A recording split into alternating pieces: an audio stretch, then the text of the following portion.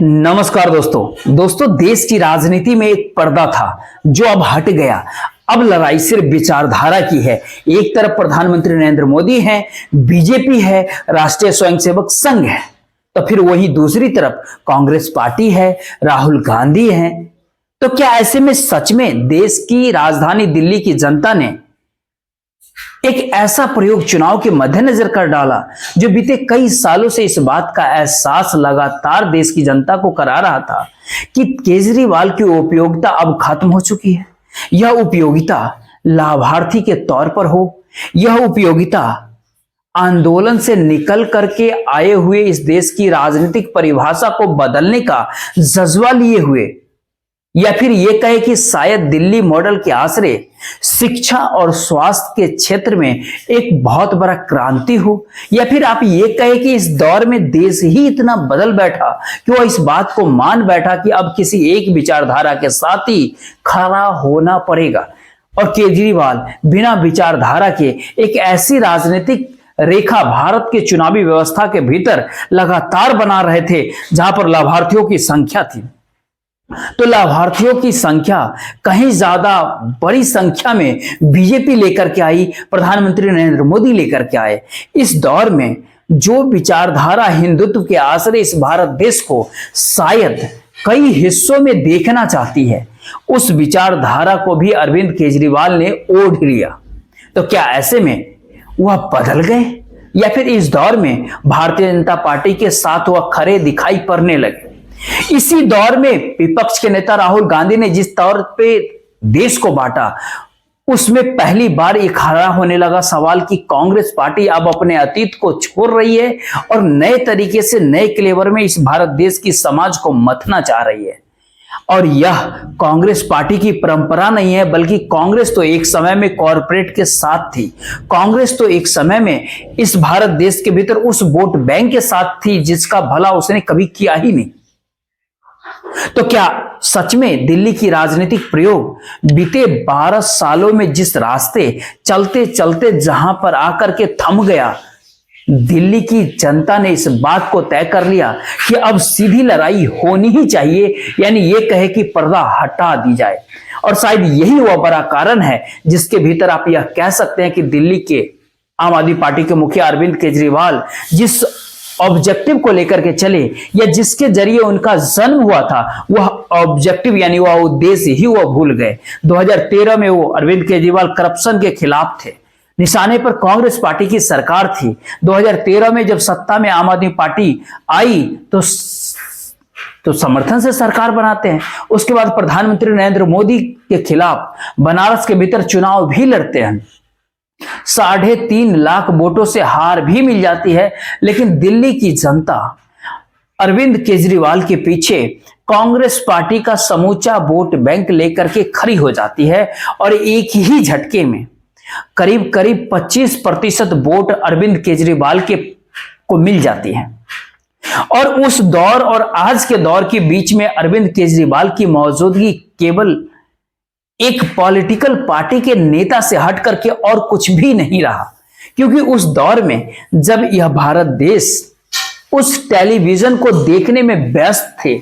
जहां पर जो बहसें होती थी, चलती थी, वह कोई भी मायने नहीं रखती है। यह देश एक दिन देखता है कुंभ मेले के भीतर कितना बड़ा हादसा हो गया, अगले दिन वह उसी महाकुंभ के भीतर डुबकी लगाते हुए आस्था के पर्व को बाखूबी मनाने से कोई चूकता भी नहीं है। यह भारत देश टेलीविजन के ऊपर 80 करोड़ देश की जनता को लाभार्थी के तौर पर 5 किलो अनाज को देते हुए भी देखता है, और अंतर्राष्ट्रीय तौर पर भारत देश की भूख यानी रोटी के सूचकांक में, हंगर इंडेक्स में पिछड़ते हुए भी दिखता है। यह देश आदी हो गया, यह देश आदी हो चुका है उस टेलीविजन स्क्रीन के ऊपर रेंगते हुए पॉलिटिकल पार्टी का भाषण का दौर, संसद भवन के भीतर बोला गया झूठ, थिएटर फलाना ढिकाना सब कुछ तो टीवी स्क्रीन पर रेंग रहा है। ये दिल्ली है, भारत की राजधानी दिल्ली है। शायद इसीलिए यह सवाल मौजूदा वक्त में आज के दौर में बहुत बड़ा है कि दिल्ली को एक राजनीतिक प्रयोगशाला के तौर पर 2013 के भीतर जब एक नए तरीके से खड़ा किया गया और 2025 आते आते वो दिल्ली वो जो प्रयोगशाला है वो पूरे तरीके से खत्म कर दी गई, क्योंकि जिन चेहरों के आश्रय इस प्रयोगशाला को रचा बसा गया, उसके भीतर जिस मॉडल की परिकल्पना की गई, उस मॉडल को बनाने वाले मनीष सिसोदिया हो या फिर सत्येंद्र जैन हो, देश की जनता ने उन्हें नहीं चुना। अरविंद केजरीवाल को भी हरा डाला। यानी ये कहे कि दिल्ली का मॉडल राजनीतिक तौर पर नहीं ढहा, बल्कि ये कहे कि वह उस सामाजिक आर्थिक परिस्थितियों के बीच में ढहा है, जहां पर एक सवाल मौजूदा वक्त में कोई भी कर सकता है कि आम आदमी पार्टी के 1 दर्जन से अधिक उम्मीदवार इसलिए भी इस विधानसभा चुनाव के भीतर हार गए क्योंकि कांग्रेस भी खड़ी थी, और कांग्रेस के वोट अगर आम आदमी पार्टी के साथ जाकर जुड़ जाती तो शायद आम आदमी पार्टी जीत जाती। जी नहीं, बिल्कुल भी नहीं। सवाल पहली बार सच में उस विचारधारा का है जिसके भीतर अब सीधी सीधी लड़ाई, एक तरफ प्रधानमंत्री नरेंद्र मोदी होते हैं तो वहीं दूसरी तरफ राहुल गांधी हैं।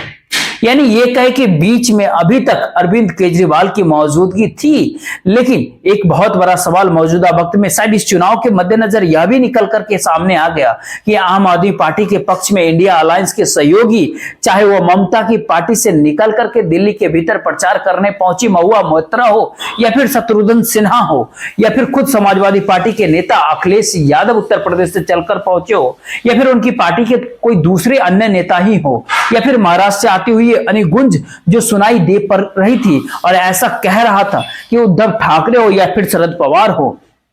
वह आम आदमी पार्टी के साथ खड़े हैं, तो क्या सच में भारत की राजनीति के भीतर पहली बार लड़ाई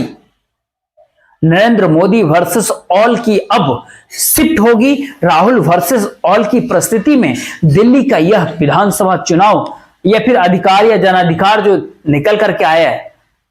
उसने इस बात का मैसेज दे दिया है। आप बखूबी सोच सकते हैं, आप कल्पना कर सकते हैं कि भारत देश की राजनीति के भीतर 2011 के भीतर भ्रष्टाचार को लेकर के जो आंदोलन की शुरुआत हुई, और वो आंदोलन जिस दृष्टि से और जिन लोगों को लेकर के चला था, वो सत्ता में आने के बाद बिखरता आखिर धीरे धीरे क्यों चला गया? शायद अरविंद केजरीवाल के जरिए भारत की उस राजनीति को आज मथना पड़ेगा फिर से, क्योंकि जिस राजनीति के दायरे के भीतर पहली बार अगर एक तरफ प्रधानमंत्री नरेंद्र मोदी इस बात को कहने से कभी चूकते नहीं कि अब यह देश बदल रहा है,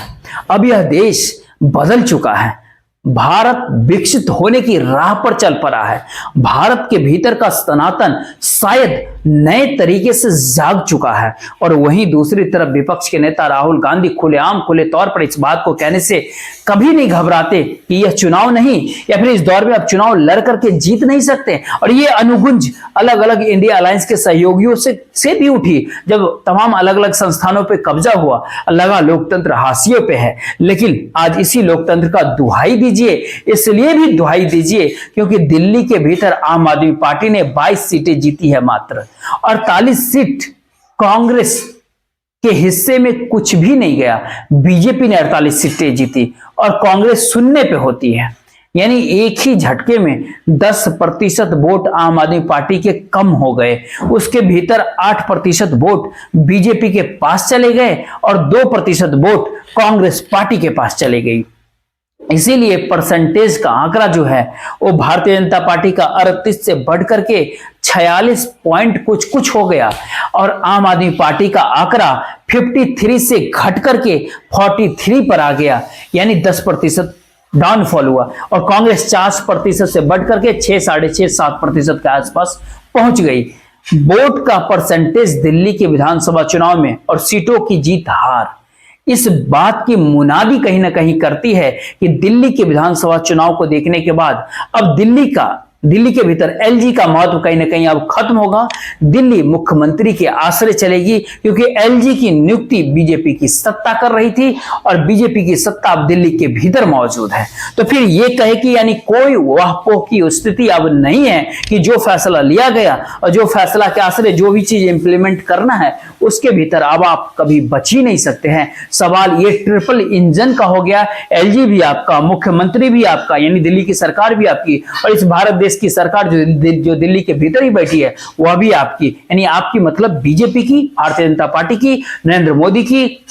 तमाम समझ सकते हैं।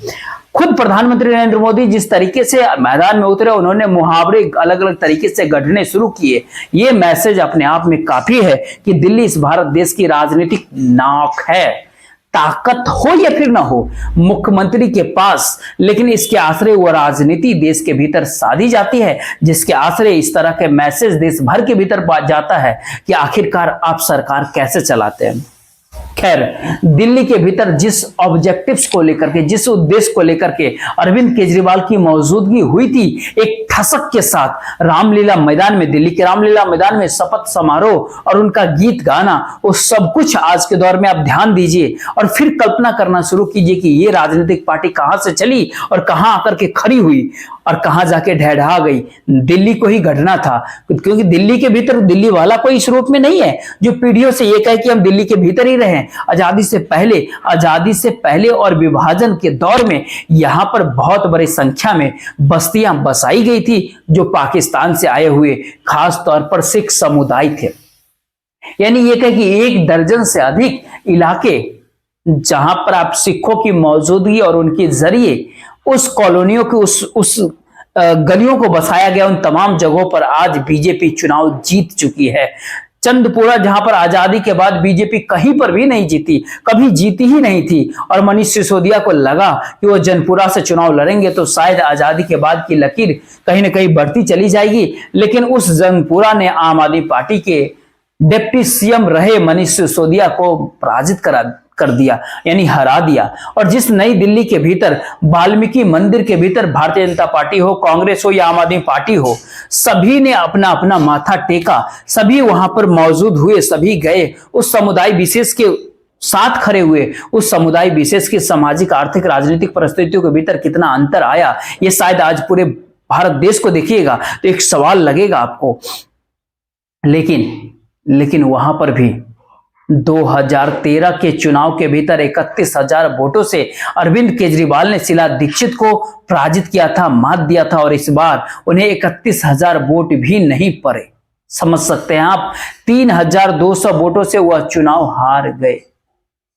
सत्येंद्र जैन तो मोहल्ला क्लिनिक के मालिक कहे जा रहे थे दिल्ली के भीतर, और माना तो यही गया कि जिसके पास एजुकेशन यानी शिक्षा और हेल्थ, स्वास्थ्य का मॉडल होगा, उसको कोई हरा ही नहीं सकता है। और शायद ये एक ऐसी परिस्थिति है जिसके भीतर दिल्ली के मुखिया अरविंद केजरीवाल को ये बार बार ऐसा लग रहा था शायद वो हरिश्चंद्र हो चुके हैं, इसीलिए कट्टर ईमानदारी का जिक्र खुद ही किया करते थे। और उसके बाद की कड़ी यह है कि इस भारत देश के भीतर नल से पानी नहीं पहुंचता है। इस भारत देश की झुग्गी झोपड़ियों के बच्चे क्या इस भारत देश के दूसरे हिस्सों में पढ़ाई करने नहीं जाते हैं? इस भारत देश के भीतर क्या इलाज यानी स्वास्थ्य पूरी तरीके से ध्वस्त है, वो केवल दिल्ली के भीतर ही इस तरीके से मौजूद है? यानी ये कह कि किसी भी देश को बनाने के लिए उस भारत देश की, मतलब उस देश की प्रधानमंत्री की विजन, किसी राज्य को गढ़ने के लिए उस राज्य के मुख्यमंत्री का विजन क्या कहता है,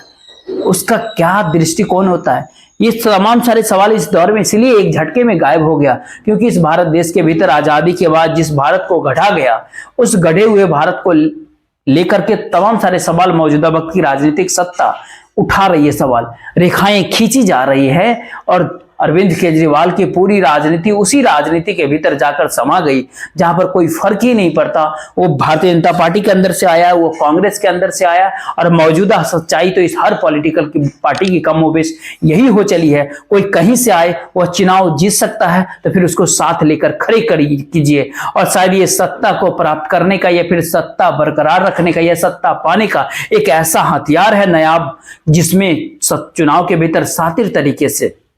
भारतीय जनता पार्टी ने बीते 10 सालों के भीतर बाखूबी स्ट्रेटेजी को अपनाया है। अरविंद केजरीवाल भी इस बात से अछूते नहीं रहे। तो फिर वही सवाल कि आप कहां से शुरुआत हुए थे और शुरुआत होते होते आप कहां पर चले गए, और ये देश उस टीवी स्क्रीन के ऊपर खो गया जिसके टीवी स्क्रीन पे रेंगते हुए तस्वीर, भाषण, इस भारत देश के लोकतंत्र के पिलर्स सब कुछ असहाय लगने लगे, कमजोर लगने लगे। तो क्या सच में 12 साल पहले जिस राजनीति को जन्म दिल्ली ने दिया था, उस दिल्ली ने एक ठहराव लिया है क्या? या फिर इस भारत देश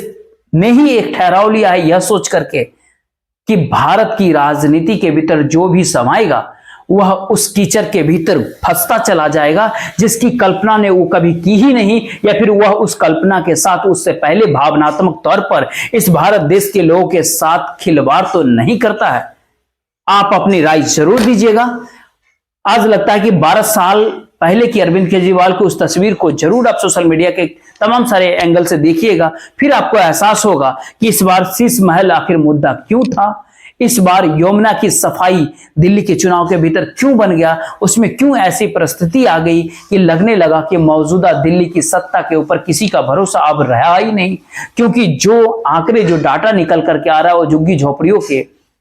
भीतर का संकट भी कहीं ना कहीं बता रही है, वो दलित बस्तियों का संकट भी बता रहे हैं, मुस्लिमों के भीतर वोटों का बंटना भी दिखा रहा है। यानी ये कहे कि सियासी तौर पर दिल्ली का यह जनादेश शायद बड़े संकेत दे। इन तमाम संकेतों को समझने से पहले अतीत की इन तमाम सारी तस्वीरों को आप सोशल मीडिया के ऊपर जाकर जरूर देखिए, जिससे कि आखिर आप समझ पाए कि दिल्ली की सत्ता को संभाले अरविंद केजरीवाल आखिर चले कहां थे और पहुंच कहां गए। खैर, इस वीडियो को जरूर शेयर कीजिएगा, वीडियो को लाइक और चैनल को सब्सक्राइब जरूर कीजिएगा। जय हिंद, जय भारत।